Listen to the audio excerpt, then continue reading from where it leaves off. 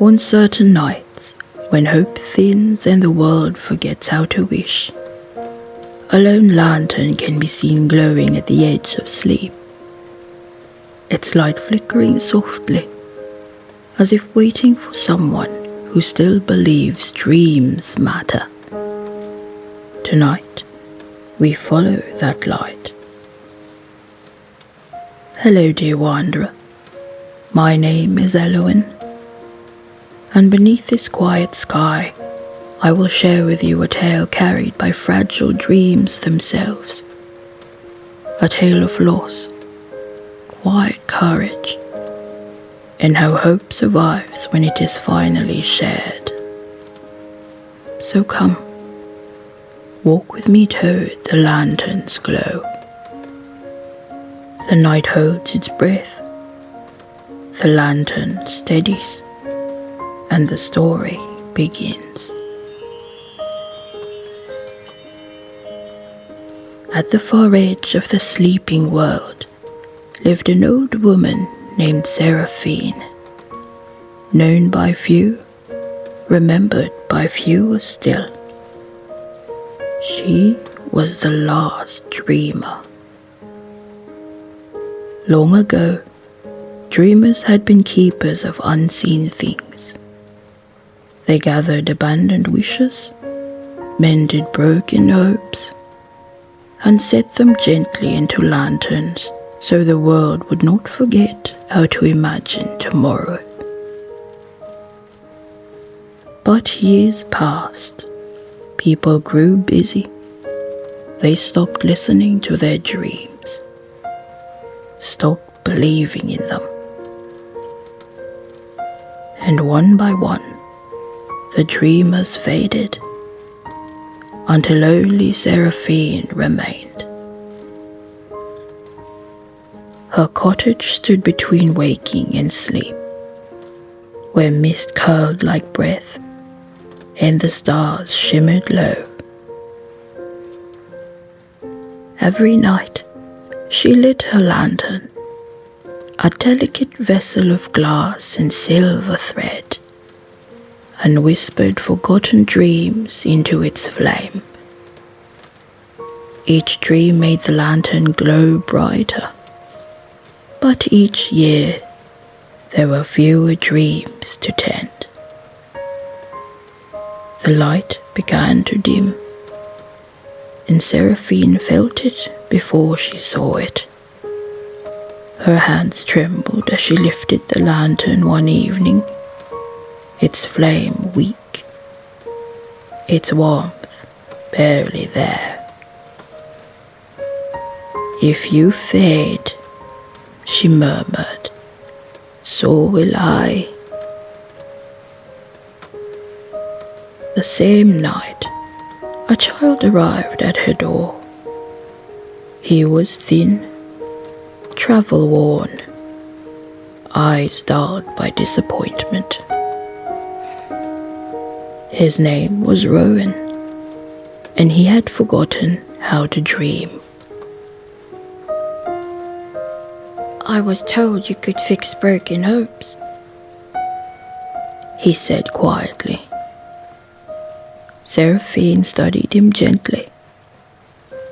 "Dreams are not repaired," she said. "They are shared." She invited him inside. Night after night, Rowan returned. At first, he said little, but slowly, words loosened. Dreams he once had of becoming a maker of wonders, of building things that helped others. Dreams abandoned when life grew heavy.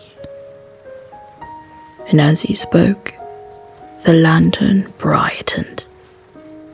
Seraphine felt warmth return to her bones. But when Rowan stopped coming, the lantern dimmed once more. Days passed, then weeks. Seraphine's strength waned. She realized the truth she had long avoided. She had been guarding dreams instead of giving them back. And on the final night, with shaking hands, she carried the lantern to the threshold between worlds, where dreams choose whether to be born or forgotten. When Rowan returned at last, breathless and uncertain, Seraphine pressed the lantern into his hands. "But you need it," he whispered. She smiled, peaceful and unafraid. "No," she said, "the world does."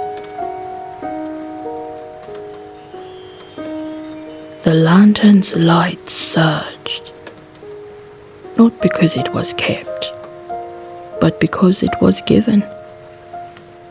The flame folded into Rowan's chest, warm and steady. And when dawn came, the cottage was gone.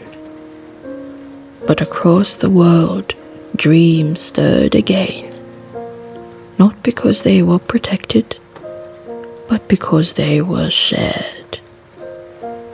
And somewhere, unseen, Seraphine rested, her work complete.